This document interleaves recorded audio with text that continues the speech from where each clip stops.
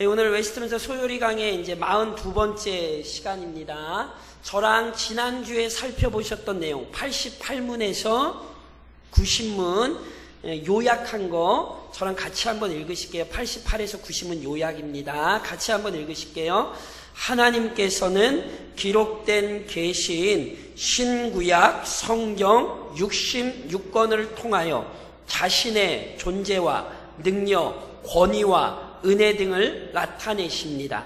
무엇보다 성령께서 말씀과 함께 또는 말씀을 동반하여 역사하실 때 구원의 모든 과정들이 성취됩니다. 절 보시면 저랑 이제 소요리 문답을 42번째 살펴보시는 거고 107문까지 갑니다. 그럼 이제 소요리 문답은 끝나시는 거예요. 어찌됐건 저랑 이 소요리 문답을 쭉 같이 살펴보셨는데 소요리 문답은 1문이 혹시 뭔지 기억하세요? 이거는 아셔야 돼요. 왜 대한민국 장로회 합동측교인이라면 이거는 이거 소요리 문답 제 묻고 자식을 떠나서 이건 기본적으로 아셔야 되는 거예요. 이건 왜냐면 성경이 제일 중요한 출발점이 되기 때문에. 소요리 문답 1문이 뭐죠?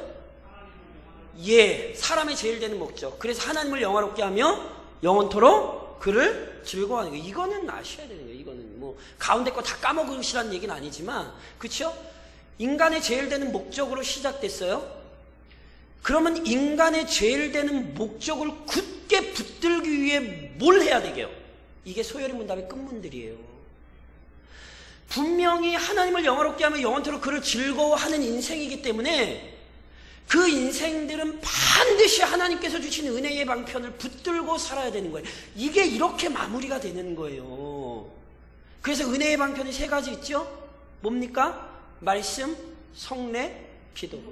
저랑 말씀과 성례를 살펴보신 거예요. 그리고 지난 주간 이제 거꾸로 저랑 이제 하셔가지고 성례를 먼저 하셨지만 어찌됐건 은혜를 받고 싶으시면 말씀을 사모하시면 돼요. 모든 은혜는 말씀으로부터 와요. 그러니까 자꾸 이렇게 은혜 얘기하는데 은혜는 말씀을 모르면 안 돼요. 말씀을. 그것도 그냥 내가 머릿속으로 아는 말씀, 그런 말씀이 아니에요. 말씀이라고 할 땐 기록된 계시 신구약 66권 성경에 내 경험도 아니고 내 체험도 아니에요. 은혜의 가장 중요한 근거는 말씀이에요. 제가 누누이 말씀드린 것처럼 아무리 영광스러운 체험을 해도 말씀과 다르면 그건 틀린 거예요. 아무리 내가 위대한 경험을 가지고 있어도 그게 성경과 다르면 그건 틀린 거라고요. 근데 우리는 자꾸 말씀이 아닌 다른 것들에 관심이 있어요. 제가 오전에 새벽에 헤롯 얘기를 좀 했는데 헤롯이 이 사람이 예수님을 보고 기뻐했다니까요. 감정이 얼마나 기뻤냐 말이에요. 근데 그 사람 예수 안 믿었어요. 그러니까 신앙은 단순히 감정이라고 생각하시면 안 돼요. 헤롯이 예수에 대해 되게 많이 들었어요. 근데 예수 믿었나요? 안 믿었다니까요. 그 말씀이 돼야 되는 거. 가장 중요한 건 말씀이고 그 말씀이 우리에게 말씀이 돼야 돼요. 그건 한 번만 따라 하시겠어요? 성령과 함께 성령과 동반하여. 그래서 그냥 말씀이 아니라 성령께서 그 말씀을 우리에게 깨우치시고 성령께서 그 말씀을 우리에게 깨닫게 하실 때 그때 은혜가 오는 거예요. 그래서 항상 말씀을 사모하셔야 됩니다.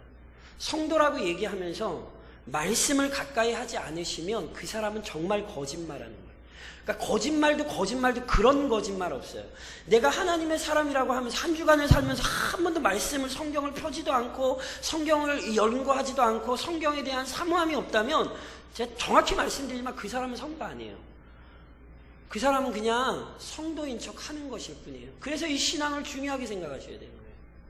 말씀을 떠나면 은혜도 없고 말씀을 떠나면 그리스도인의 삶도 없습니다. 말씀으로 우리의 구원은 시작되었고 말씀으로 우리의 구원은 이루어져 가고 말씀으로 우리의 구원은 완성됩니다. 이게 개혁교회예요. 이게 기독교 신앙이고 이게 보수적인 개혁주의자들의 신앙이에요. 이걸 놓치시면 안 돼요. 말씀, 성례 살펴보셨고 저랑 이제 오늘 이제 기도를 마지막으로 살펴보시면서 주기도문을 앞으로 이제 몇 주 살펴보실 거예요. 제가 물을게요. 98문 무릇게 답변하세요. 98문입니다.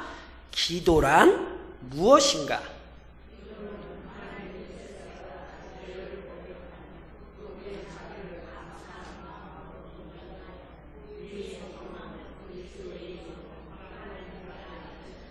예, 제가 99문 묻겠습니다.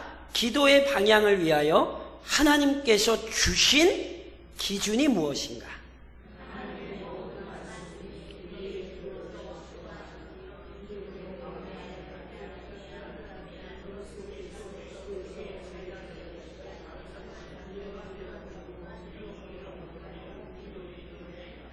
예, 99문이었고요. 100문입니다.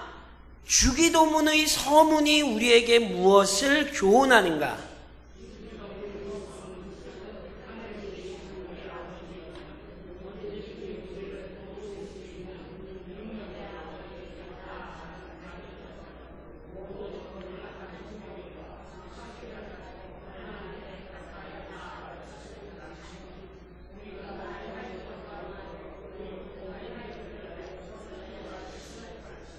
예, 자, 저를 보시면 돼요. 또 오늘 제가 쭉 설명을 드릴 테니까 제가 쭉 설명을, 자, 저를 보시고. 자, 은혜의 수단, 은혜의 방편은 세 가지인데요. 우선 말씀이 있고, 말씀에 따라 시행되는 성례. 말씀이 없으면 성례는 은혜의 방편이 될 수 없어요. 그것을 행위로만 이해를 하시면 안 되고, 그 성례, 그러니까 세례를 주는 게 어떤 의미가 있는지, 떡을 받고 잔을 받는 게 어떤 의미가 있는지, 말씀으로 그게 선포돼서 그 행위가 정확히 설명되어야 돼요. 그러지 않으면 행위로만 하는 성례는 은혜의 방편이 아니에요. 말씀과 함께 말씀에 병행하여 말씀으로 이해되고 말씀에 따라 진행되는 성례가 진짜 성례예요. 그리고 또 하나 은혜의 방편은 기도입니다. 기도 잘 아시죠? 기도 잘 아시죠? 모르는 척들을 하시고 그러실까 갑자기. 자, 그럼 제가 여쭤볼게요. 기독교에만 기도가 있습니까? 아니면 일반 종교에도 기도가 있습니까? 일반 종교, 그러니까 기독교 빼고 불교, 이슬람교, 힌두교, 다른 종교에 기도가 있습니까? 없습니까? 있죠. 같은 기도라는 말을 사용을 하죠. 우선 뭘 기억을 하셔야 되냐면 인간은 본성적으로 자신의 행복을 추구해요. 제가 예전에 팔복 설교할 때도 말씀드렸던 건데 인간은 본성적으로 자신의 행복을 추구해요. 문제는 죄가 없을 때는 본성적으로 자기의 행복을 추구하는 것이 바른 것이었으나 죄가 들어온 이후에는 원래는 하나님의 영광을 위해 살아야 되는 인간이 하나님을 제끼고 자기가 하나님이 돼서 그 자기 스스로를 하나님으로 만든 영광을 위해 사는 거예요. 그리고 그것을 위해 인간은 모든 방법을 다 동원을 하는 거예요. 그래서 보세요. 기도라고 하는 것은 모든 인간에게서 공통적으로 나타나는 인간의 욕망이에요. 조금 다른 말씀으로 드리면 자신의 행복과 안녕을 추구하려고 어떤 초월적인 힘을 불러들여서 그걸 사용할 목적으로 행하는 거예요. 또는 그게 아니더라도 자신의 내면의 수양을 위해 또는 불교 용어로 얘기하면 구원, 해탈을 위해 기도해요. 그래서 우리나라에 지금 제가 몇 번 뭐 다 아시더만요. 다 아시더만 뭐 이렇게 뭐 유세도 나오고 뭐 명성교회 김삼환 목사님이 이분이 신학적으로 여러 가지 좀 문제가 있었는데 그 대표적인 것 중에 하나가 보통 얘기해 관상기도라는 개념을 가지고 들어온 거예요. 관상기도라는 게 뭔지 아세요? 성경 어디에도 관상기도라는 개념 없어요. 관상기도란 중세 신배주의자들에게서 나타난 형태로서 조용히 관조하며 자신의 내면을 들여다보는 거예요. 그거는 성경이 얘기하는 기도가 아니라 그것은 일반적인 종교에서 본인의 개인적인 수양과 해탈을 위해 추구하는 방법이에요. 그러니까 이런 것들을 주의하셔야 된다니까요. 그래서 실제로 성경에 보면 참된 기도가 있고 거짓 기도가 있지요. 성경이 하는 얘기예요. 하나님께서 응답하신 기도가 있고 하나님께서 응답하지 않으신 기도가 있어요. 그러니까 기도라는 용어를 쓴다고 해서 그게 진짜 기도라고 생각을 하시면 안 된다는 거예요. 뭐 잘 모르시겠, 매드맥스라는 영화가 있어요. 매드맥스라고 분노의 도로, 그게 영화가 많이 있거든요. 근데 그 중에 매드맥스 분노의 도로, 거기에 보면 이런 장면이 나와요. 주인공 무리가 마지막에 이제 악의 무리를 이렇게 무찌르러 간다라고 생각을 하시면 막 악의 무리를 무찌러 가면서 그 주인공 무리 중에 한 여자가 막 악의 무리를 무찌러 가면서 막 이렇게 해요. 근데 옆에 있는 사람이 물어요. 너 뭐하니? 그때 그 여자가 뭐라고 얘기하는지 알아요? 아무 신이나 내 기도를 들으라고. 그게 세상의 관점이에요. 그러니까 기도라는 게 실제로 성경이 얘기하는 그런 기도의 개념이 아니라 그 사람들은 자기의 소망을 추구하고 자기가 바라는 것을 이루기 위해 간절한 마음으로 무언가를 행하는 거예요. 거기에 기도라는 이름을 붙이는 거죠. 그래서 우선 분별하셔야 돼요. 세상이 얘기하는 기도와 성경이 얘기하는 기도는 달라요. 우선 이것부터 명확히 하셔야 돼요. 그러면 우리가 이야기하는 기도는 무엇인가? 쉽게 설명드리면 참된 기도는, 저를 좀 따라 하시겠습니까? 하나님의 뜻을 하나님의 방법으로 하나님의 때에, 이게 기도에 대한 가장 중요한 전제예요. 뭐라고 말씀했어요? 제가 벌써 다 까먹으셨죠? 다시 하나님의 뜻을 하나님의 방법으로 하나님의 때에, 이 기억하시겠죠? 뜻, 방법, 때 반드시 기억하셔야 돼요. 기도는 하나님의 뜻을 구하는 거고요, 하나님의 방법이 이루어지는 거고요, 그것도 하나님의 때에 이루어지기를 구하는 거예요. 내 욕심이나 소망을 이루는 게 아니에요. 그러니까 무슨 말씀이냐면, 기도를 자꾸 진심과 열심의 문제로 생각을 하시면 안 돼요. 무슨 얘기냐면, 혹시 바알 신이랑 바알과 아세라 선지자랑 엘리야가 갈멜산에서 싸우던 성경의 장면 기억하세요? 각자 제단을 쌓고 뭐 내기했죠? 열왕기상 18장에 보면 엘리야도 제단 쌓고, 그리고 바알과 아세라 선지자가 먼저 제단 쌓고 무슨 내기했어요? 기도해서 하늘에서 불 내려오면 진짜 신, 그쵸? 누가 먼저 기도해요? 바알과 아세라 선지자가 먼저 기도했죠? 근데 열심히 부르짖고 기도하다 불이 내렸어요? 안 내렸어요? 안 내렸죠? 그래서 뭐 하죠? 성경에 보면 뭐라고 기록되어 있는지 아세요? 그들이 큰 소리로 부르고 그들의 규례를 따라 피가 흐르기까지 칼과 창으로 그들의 몸을 상하게 하더라. 뭐에다 부르짖는 정도가 아니라 칼과 창으로 그들의 몸을 상해서 피를 흘리기까지. 근데 이건 그 사람들이 거기서 한 번 한 게 아니라 이건 바알을 섬기는 규례예요.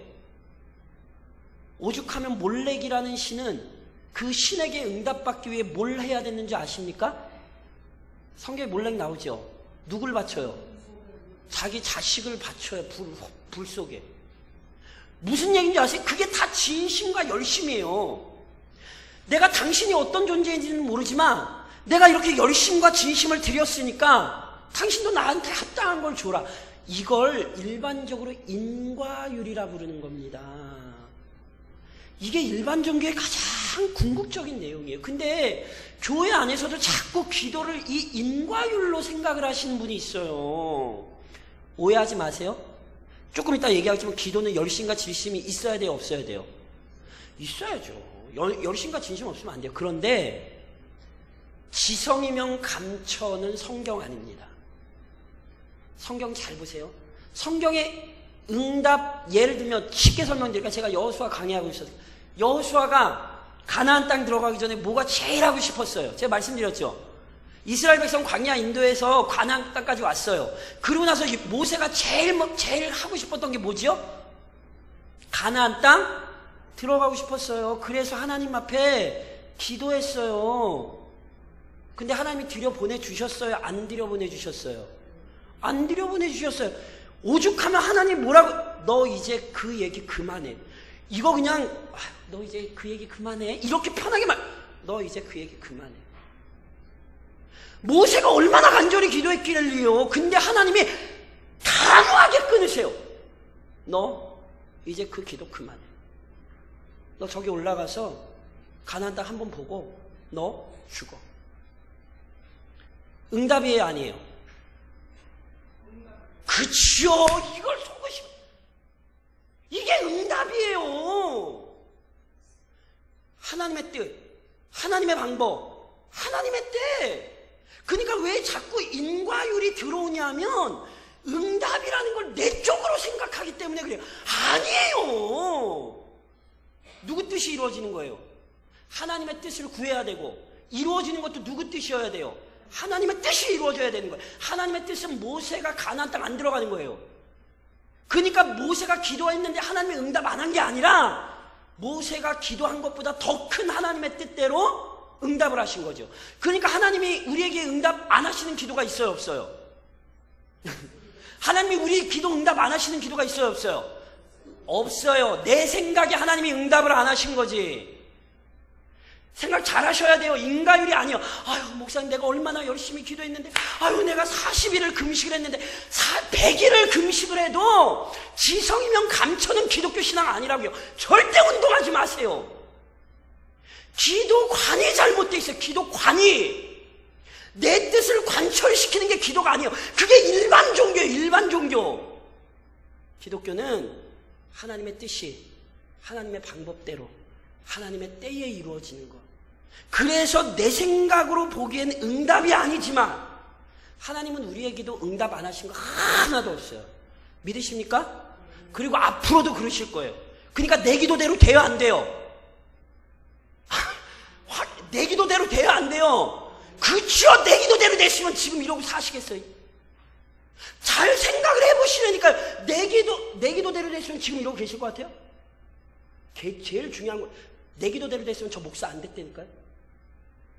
제가 하나님한테 뭐라 그래요? 제가 딴 거 다 할 테니까 하나님 목사만 시키지 말라고. 근데 지금 목사예요, 아니에요? 제 기도대로 됐어요, 안 됐어요? 안 됐어요. 그러니까 저한테 기도 부탁하지 마세요. 제 기도대로 된 거 하나도 없더라고. 그러니까 목사님 기도 알아서 하세요. 저 제 기도도 응답 안 되는 사람이에요. 왜 이러세요? 기도관을 바르게 하셔야 된다니까요. 열심과 정성을 들여 내 뜻을 이루는 게 기도가 아니라고요. 하늘에 계신 우리 아버지요, 이름이 거룩히 여김을 받으시오며 나라에 임하오시며 뜻이 하늘에서 이룬 것 같이 땅에서도 이루어지이다. 그래서 기도기도문을 똑바로 외우셔야 돼요. 아, 기도가 이거구나. 내 뜻을 이루는 게 기도가 아니구나. 그것부터 기도를 시작하시니까 뭔가 내 뜻을 이루려고 기도를 출발하신다면 이미 성경이 얘기하는 기도의 출발선상에서 나와 계신 거예요. 그렇지 않아요? 물론 기도는 어떤 행위 이전에 마음의 문제라는 걸 아셔야 돼요. 주기도문 서문할 때 그게 나타나요. 그렇다고 해서 기도를 하지 말라라는 게 아니라 하나님은 오늘 우리에게 진실한 마음을 원하세요. 그러니까 하늘에 계신 우리 누구예요? 하늘에 계신 우리 아버지요. 다시 또 하겠지만 아버지란 우리를 책임지시는 분을 의미하네요. 우리를 책임지시는 분. 그러니까 기도는 뭘로써 출발되는 거냐면 하나님은 아버지고 나는 그의 자녀라는, 그래서 자녀이기에 나의 인생을 책임지시는 하나님께 내 마음을 토로하는 거예요. 제가 지난주에도 이런 말씀이에요. 구하라, 찾으라, 두드리라. 우리는 이 얘기를 하면 그럼 뭐 구해야 되지?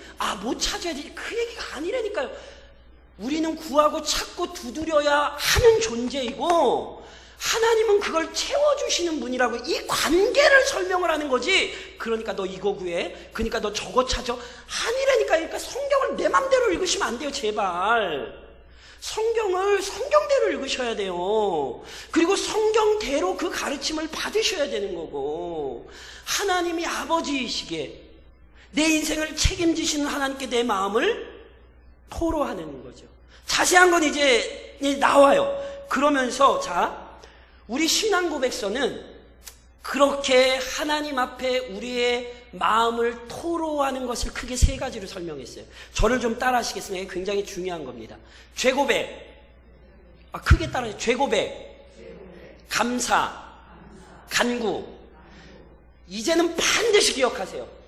그래서 개인적으로도 기도할 때 우선은 뭘 하시든지 이 3가지는 이제 무조건 넣으세요. 물론 조금 더 자세하게 할 수 있거든요. 근데 우리 신앙 고백서는 크게는 이 개념 안에 들어가요. 이 3가지로 그냥 간략하게 설명한 거예요.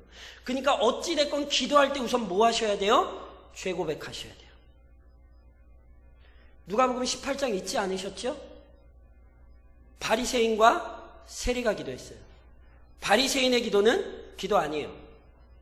그의 기도는 자기 잘난 맛에 했던 떠벌리는 말이었지 하나님께서 그 기도 들으셨다라고 성경은 얘기하지 않으셨어요. 예수님이 분명히 명확히 말씀하셨어요. 그러나 바리새인의 기도는 짧지만 강렬한 핵심이 있었어요. 아버지여, 나는 죄인이로소이다. 그러니까 항상 기도하실 때마다 우선 이걸 기억하셔요. 기도에 반드시 죄 고백이 들어가셔야 돼요. 더 나아가 감사하셔야 돼요. 감사가 없는 기도는 안고 없는 찐빵입니다. 물론 이제 안고를 별로 안 좋아하셔서 찐빵을 안 드실 수도 있겠지만 무슨 얘기인지 이해하시겠어요? 그거는 기도가 될 수 없어요. 그래서 저랑 오늘도 빌립보서에서 바울이 뭐라고 너희 구할 것을 어떻게 하나님께 아뢰라? 감사함으로 하나님께 아뢰라. 그래서 기도하실 때마다 이제 기억하셔야 죄 고백하시고 감사하셔야 돼요. 하나님 기도할 수 있어서 감사하고 하나님 앞에 엎드릴 수 있어서 감사하고 이렇게 하나님 마음 앞에 하나님께 내 토로할 수 있어서 감사합니다. 그리고 나서 간구하셔야 돼요. 간구. 어떤 간구하셔야 돼요? 물론 이제 자세한 건 주기도문에서 배우지만 제 끝에도 마지막에도 말씀드릴 거예요. 간구하세요. 필요한 것들, 원하는 것들. 왜냐하면 우리 아버지는 아버지이기 때문에. 그래서 다시 한번 이제는 정확히 기억하셔야 돼요. 적어도 기도하실 때 이 세 가지가 들어가셔야 돼요. 뭐 혼자 새벽 기도를 하시건 뭐 혼자 철야 기도를 하시건 뭐 졸면서 기도를 하시건 하여튼 죄 고백, 감사, 간구 이게 우리의 기도, 성경이 가르치는 바예요. 이게 우리의 기도에 들어가야 돼요. 자, 공적으로 기도하신단 말이에요. 예배 시간에 공적으로 기도하신단 말이에요. 개인 기도입니까? 공기도입니까? 공기도입니다. 그래서 잘 들으세요. 제가 나중에 그렇지 않아도 저희 우리 교우들 좀 때문에 제가 예배에 관련된 제가 그래서 이거 끝나자마자 지금 대한예수교 장로회 합동 측 예배 모범을 한 번도 안 읽어보신 분들이 많아요. 이거 굉장히 부끄러운 일이거든요. 그러니까 예배 모범이 있는지도 모르고 그게 뭔 내용인지도 모르시는 분들이 제가 보니까 너무 많은 것 같아요. 그게 굉장히 부끄러운 일인데 물론 목사의 책임이 큽니다. 왜냐면 목사들이 그걸 가르쳤어야 되는데 목사들이 그만큼 안 가르친 거예요. 그래서 제가 회개하는 마음으로 이거 끝나자마자 제가 우선 그걸 좀 할까 지금 생각 중이에요. 그러면서 예배에 대한 전반적인 내용들을 좀 제가 말씀을 드릴 텐데 공기도 하신단 말이에요. 그럼 절대로 개인 기도 하시면 안 돼요. 이해하시겠어요? 그러니까 공기도를 하는 개인적으로 기도할 때 개인적인 기도 막 하셔도 되는데 공기도를 하실 때도 이 원리가 적용돼요. 우선 공적인 우리의 연약함과 죄악을 하나님 앞에 고백하셔야 돼요. 하나님, 우리가 올 한 해도 우리 교회가 하나님 앞에 성실하지 못한 것 있으면 하나님 용서해 주세요. 이렇게 개인적인 게 아니라 공적으로. 그리고 동시에 공적인 거 감사하셔야 돼요. 하나님, 우리 아들이 잘 돼서 감사합니다. 이런 공적으로 하시면 안 되겠죠. 그러니까 공기도할 땐 교회 전체 하나님의 교회 백성들의 공적으로 감사하셔야 돼요. 간구 역시 마찬가지예요. 개인 생각을 간구하시면 안 돼요. 공기도기 때문에. 교회 전체를 아우르며 간구하셔야 되는 거예요. 그래서 공적으로 기도하실 땐 절대로 개인적인 사견이 들어가시면 안 돼요. 왜냐하면 개인마다 생각이 다른 부분들이 있거든요. 공적으로 기도하는 거잖아요. 그러니까 공적으로 죄고백, 공적으로 감사, 공적으로 간구하셔야 되는 거예요. 아유, 목사님이 힘들어요. 그래서 보세요. 제가 예전에 한번 말씀드렸는데 공기도 하시는 분들은 기도를 적으시는 게 좋아요. 왜냐하면 아유, 목사님, 아이, 신앙생활을 그렇게 했는데, 아유, 그냥 기도를 해야지. 그걸 적어가서. 아니야. 인간은 누구나 다 연약해요. 아십니까? 저 공예배 때, 오전 예배 때, 사도신경 외울 때 저 펼쳐놓고 이거 보고 해요. 아세요? 다들 사도신경 하나 눈 감고 계셔가지고 안 보시죠? 저 이거 보고 해요. 왜요? 저 인간이에요. 그런데 예배를 인도하는 사람이라고요. 제가 먼저 실수하면 돼요, 안 돼요? 안 되죠. 그래서 몰라서 보고 하는 건 아니에요. 기도 역시 마찬가지예요. 왜냐하면 사람은 연약하기 때문에 자기도 모르는 사이에 자기의 개인적인 사견이나 허망한 생각들 또는 자기의 욕망, 욕구가 반영될 확률이 있어요. 그러니까 가능하면 공적인 기도는 그 기도문을 적어서 그 기도를 철저히 검증해서 그래서 공적으로 기도하는 것이 개인에게 유익할 뿐 아니라 교회에게 유익합니다. 원래 그렇게 하시는 게 좋은 거예요. 왜냐하면 기도가 그만큼 중요하기 때문에 그래요. 물론 그것이 더 어려운 분들이 있어요. 진짜로. 그렇다면 그냥 하셔도 무방하죠. 그냥 하셔도 상관없죠. 대신 지금 말씀드린 것처럼 개인적인 게 되면 안 돼요. 죄 고백도 공적으로, 감사도 공적으로, 간구도 공적으로. 제가 이런 부분들을 그래서 예배 모범할 때 제가 조금 더 자세하게 좀 설명을 드리려고 해요. 왜냐하면 이런 거는 실은 배우지 않으시면, 조금 이따 말씀드리겠지만 이건 배우셔야 되는 거예요. 자동적으로 되는 게 아니라 하나하나 신앙생활을 어떻게 하는지, 하나하나 예배를 어떻게 섬기고, 하나하나 그것들을 어떻게 자기가 이루어 나가는지를 실은 배우셔야 돼요. 그리고 또 하나 기도할 때 중요하게 기억하셔야 돼요. 이게 삼위일체론적으로 기도를 이해하는 건데, 우리가 누구에게 기도하죠? 성부 하나님께 기도합니다. 물론 성자 예수님께도 기도하고 성령 하나님께도 기도하는데, 성경에 보면 질서는 기도는 누가 들으시는 거예요? 성부 하나님이 들으시는 거예요. 그러니까 보세요. 항상 기도할 때마다 하나님을 의식하고 기도를 하셔야 돼요. 하나님께 아뢰는 식으로. 간혹가다 그런 일이 나타납니다. 기도하다 사람이 듣게 기도를 하는 경우가 있어요. 그 잘못된 기도예요. 잘못된 기도예요. 기도는 누가 들으시는 거예요? 하나님께 드리는 거란 말이에요. 근데 그걸 사람을 너무 의식해서 사람이 듣는 기도를 하는 경우가 종종 발생을 합니다. 그 기도 아닙니다. 기도는 누가 들으시는 거라고요? 하나님이 들으시는 거예요. 그러니까 기도를 하는 사람은 사람을 의식하여 하나님이 아니라 사람에게 할 수 있고, 동시에 그 공기도를 듣는 사람 역시 그 기도가 누구에게 올려지는 거죠? 하나님께 올려지는 거잖아요. 그러니까 그 기도를 자기가 판단하면 안 돼요. 그러니까 두 가지 위험성을 다 조심하셔야 돼요. 공적으로 기도하는 분은 하나님을 놓고 기도하는 것을 잊지 마셔야 되고, 그 기도를 함께 들으시는 분들은 그 기도가 사람을 향하여 하는 게 아니라 실은 부족함이 있어도 하나님을 향하여 하는 거기 때문에 그 기도를 내가 판단하면 안 돼요. 아, 저 사람 기도 잘하네. 아, 저 사람 기도 못하네. 아, 이러시면 안 돼요. 이게 굉장히 중요한 문제라니까요. 그런데 이걸 비일비재하게 이런 일들이 드러나요. 아유, 저거 누구 들으라고 하는 기도네.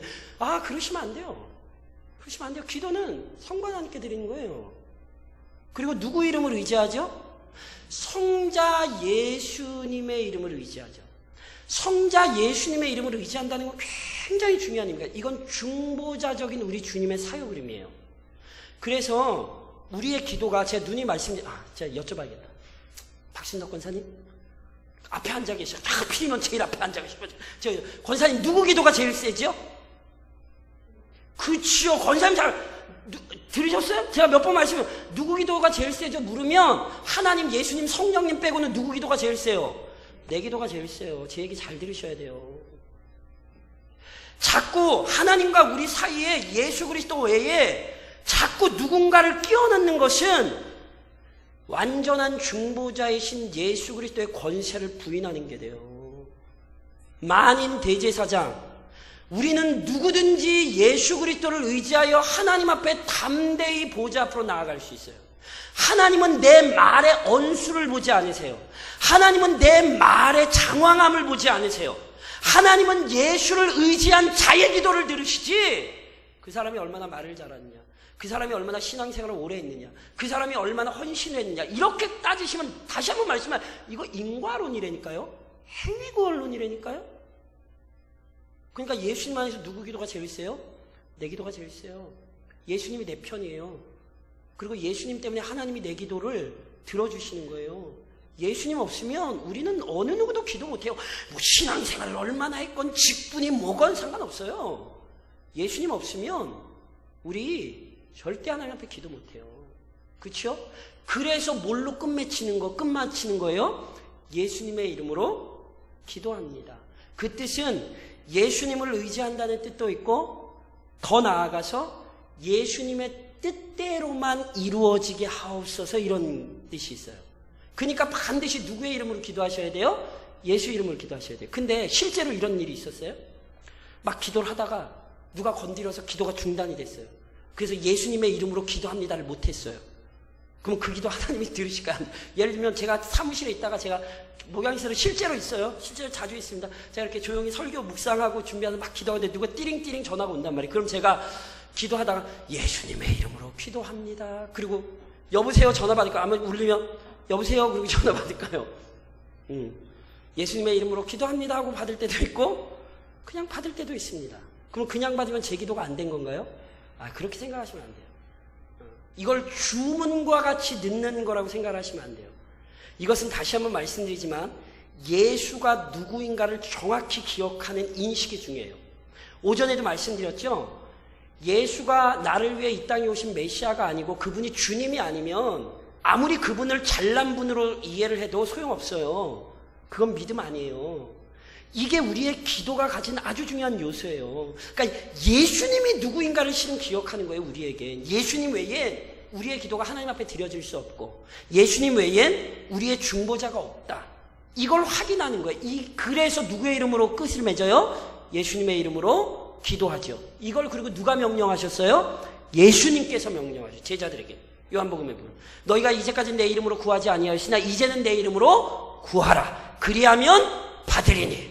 그래서 우리는 예수님의 이름으로 기도합니다. 물론 하나님께 예수님의 이름으로 기도하되 성령의 능력 안에서 기도하셔야 됩니다. 아까 말씀드렸던 것처럼 열심과 진심의 문제로 이 기도를 생각하시면 안 돼요. 우리의 기도가 하나님께 드려질 수 있는 건 예수님의 이름을 의지했기 때문이기도 하고 성령께서 우리의 기도 안에 역사하셨기 때문에 그래요. 예수님께서 누구보다 기도의 본을 잘 보여주신 분이거든요. 그런데 겟세마네 동산에서 기도하실 때 성령께서 우리 주님을 도우셨습니다. 굉장히 중요한 교리입니다. 예수님도 완전한 인간이셨기 때문에 우리같이 인간이셨기 때문에 성령께서 우리 주님을 도우셨을 때 그 기도가 능력이 있었어요. 여전히 마찬가지입니다. 성령님 어디 계십니까? 성령님 어디 계십니까? 예, 우리 안에 언제나 함께 하시나 믿으시죠? 그러니까 성령의 도우심을 얻을 수 있습니까? 없습니까? 있습니다. 그래서 기도하실 때 항상 간구하세요. 성령님 날 도우셔서 내 기도를 능력 있게 하시고 내 기도를 강하게 해달라고. 그래서 우리는 이 모든 내용들을요, 실은 주기도문을 통해 배워요. 주기도문은 뭐랬냐 하면 주님께서 우리에게 가르쳐 주신 기도죠. 근데 주기도문은 우리 주님이 그대로 하라고 가르쳐 주신 기도가 아니에요. 그러니까 주문이나 주술로 생각하시면 안 돼요. 제가 실제로 기도원 가서 세상에서 제일 이상한 사람이 많은 데는 제가 보니까 기도원인 것 같아요. 저는 기도원 가서 이상한 사람 되게 많이 만나봤거든요. 예전에 제가 대학 때인지 신대원 때인지 모르겠어요. 기도원에 갔는데 어떤 분이 와서 사인을 하나 해달래요. 무슨 사인인가 봤더니 주기도문을 몇 번 하면 뭐가 되고 주기도문을 몇 번 외우면 뭐가 되고 그래서 자기가 요거를 논문을 써서 뭘 해가지고 뭘 한대 책을 낸대. 그래, 책을 낸다 그랬던 거야. 그래서 거기에 사인을 해달라고. 이단이에요. 주기도문은 주술이 아니에요. 그대로 외우면 그 결과가 나타나는 주문이 아니에요. 주기도문은 예수님께서 기도의 본을 가르치시고 알려주신 거예요. 그래서 우리가 기도할 때마다 주기도문으로 합니까? 안 합니까? 그냥 개인적으로 기도할 때마다 목사님 저는 주기도문으로 마무리하는데요. 그건 우리 주기도문 하면서 말씀드리겠지만 다시 우리의 기도를 잘 점검하고 가다듬기 위해 우리는 끊임없이 주기도문을 암송하는 거예요. 그걸 어떤 주술처럼 생각하거나 예배를 끝마치는 신호로 생각해서 주기도문을 하는 게 아니라 그게 우리의 기도이며 진짜로 우리의 기도가 그렇게 돼야 되기 때문에 그래서 우리가 주기도문을 통해 우리의 기도를 점검하고 배우고 성숙시키는 근거가 되는 거지 그것대로 기도하면 능력이 나타나는 그런 주술 아닙니다. 그래서 그런 의미에서 주기도문을 잘 이해하셔야 돼요. 그래서 이제 다음 시간부터 저랑 주기도문을 살펴보실 텐데 우선 이걸 기억하셔야 돼요. 절 따라 하시겠어요? 기도는 자연스럽지 않다. 맞습니까? 틀립니까? 맞습니다. 우리의 본성은 기도하는 일에 적합하지 않아요. 예수님 열심히 기도하실 때 제자들 뭐 했죠? 겟세마네 동산에서 베드로, 야고보, 요한 뭐 했죠? 아주 잘 잤죠. 그냥 안 잤어요. 아주 푹 잤어요. 그거 보면서 무슨 생각 드세요? 아이고, 수제자가 돼가지고. 그런 생각 드세요? 저는 그런 생각이 전혀 안 들어요. 저는 제 연약함을 보는 것 같아서 너무너무 마음이 오히려 뿌듯해요. 아, 베드로도 이랬구나. 왜냐하면 아시지요? 우리에게 기도는 쉽지 않아요. 기도는 쉽지 않아요. 왜냐하면 우리의 본성과 기도가 맞지 않기 때문에 그래요. 그래서 이런 분들이 계셔요. 아우, 목사님, 난 기도가 어려워서 못하겠어요. 기도 잘하고 계신 거예요. 원래 기도 어려워요. 목사라고 기도가 쉬울 거라고 생각하세요. 그렇게 생각하시면 큰일 납니다. 기도는 우리에게 본성적으로 쉽지 않습니다. 그래서 오죽하면 우리 주님이 명령하셨겠냐면 깨어 기도하라. 그냥 기도하든지 말든지 이러지 않으셔도 깨어 기도하라. 왜냐하면 그것은 힘을 쏟지 않으면 안 되는 일이에요. 아무리 신앙생활을 해도 기도는 언제나 어려운 것입니다. 그래서 제가 예전에도 말씀드렸죠. 그래서 엘리야의 모습이 중요하다니까요. 엘리야가 나중에 850대 1로 싸우고 나서 하나님이 비 내리겠다고 약속의 말씀을 듣고 나서 아시는 것처럼 산에 올라가 기도하잖아요. 어떻게 기도했어요? 성경에 보면 무릎 사이에 머리를 넣고 기도해요. 집에 가서 한번 해보시라니까요. 우선 배 나오신 분은 안 되고 허리가 기신 분도 안 돼요. 그러니까 그 자세가 이미 뭘 보여주냐면 얼마나 엘리야가 기도에 훈련되어 있는가를 보여주는 거예요. 그게 하루아침에 기도의 사람이 나오지 않아요. 그러니까 기도 못해 이러시면 안 되고 기도에 힘을 쏟으셔야 돼요. 누구도 기도의 장수는 없어요. 게다가 꼭 이렇게 기도에 대한 가르침을 받으면 꼭 이런 말씀하세요. 아, 어려워. 기도 못하겠어. 이러시면 안 돼요. 예수님이 왜 가르치셨겠어요? 기도하지 말라고? 야, 어렵지. 기도하지 마. 이러려고 가르치셨겠어요? 아니에요. 예수님이 가르치신 이유는 아까 처음에 말씀드렸죠? 기도는 배우셔야 되는 거예요. 기도는 자동적으로 나오는 게 아니라 기도는 배우셔야 되는 거예요. 말씀을 배우셔야 되고 하는 법을 배우셔야 되고 길이를 배우셔야 돼요.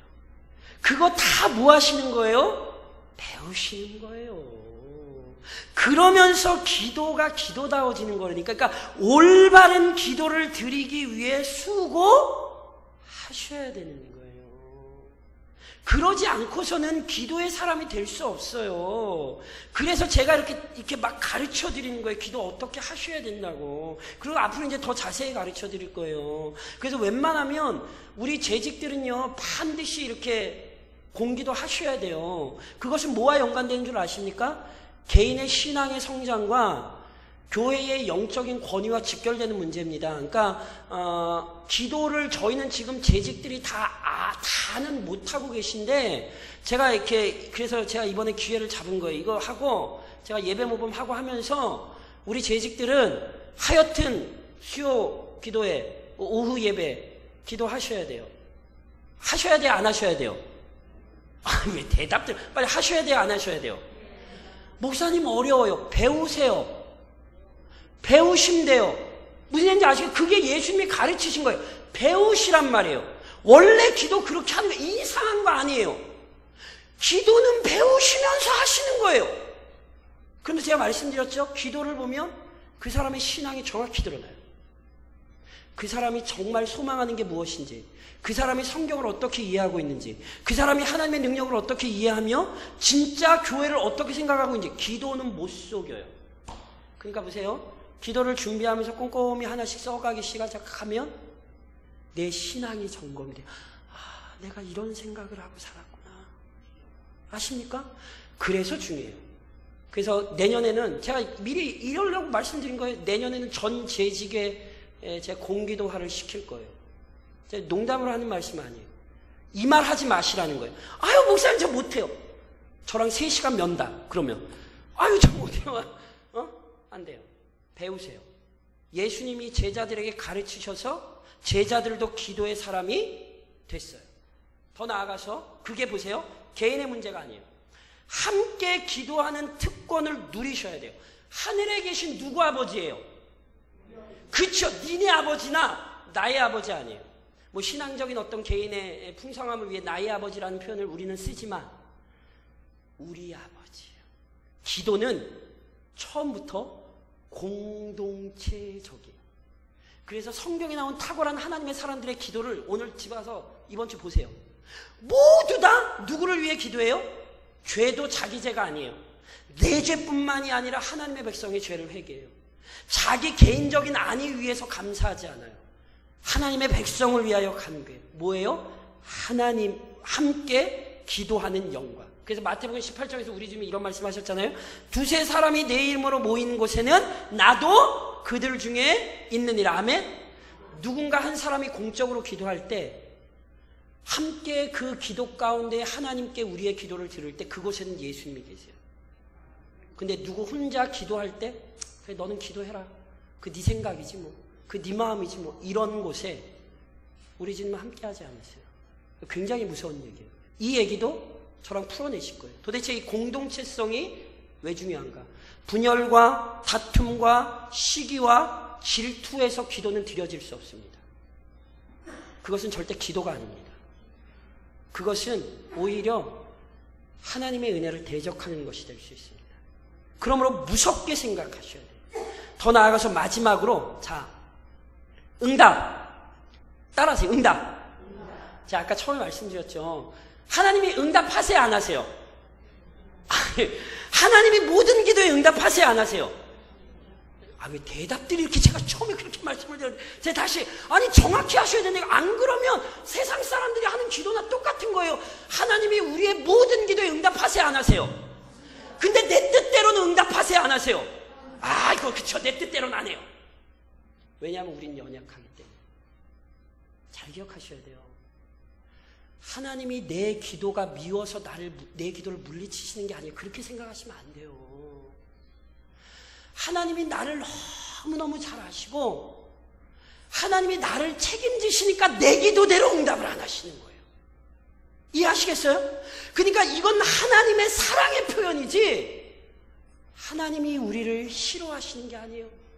그래서 혹시 올 한 해 기도했는데 내 기도대로 안 된 거 있으면 이번 주에 다시 기도하세요. 하나님, 내 기도대로 안 돼서 너무너무 감사합니다. 듣고 보니 우리 목사님 기도는 하나도 응답 안 하신다 그러시더만 그래도 내 기도는 좀 들어.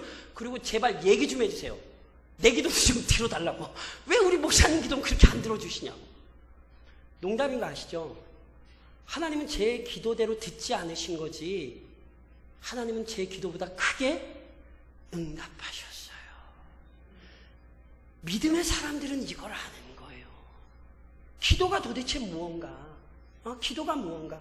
그게 단순히 내 욕망과 욕심을 채우기 위한 하나님을 내 마음대로 사용하고자 하는 방편이 아니라 나를 굴복시키고 하나님의 마음과 뜻을 알게 하며 그래서 결국 하나님의 뜻대로 끌려가게 하시는 수단, 이게 기도입니다. 그래서 언제나 응답하셨던 하나님께 감사하시며 이번 한 주간도 기도에 훈련되시기를, 그리고 기도를 좀 많이 배우실 수 있기를 우리 주님 이름으로 부탁드립니다.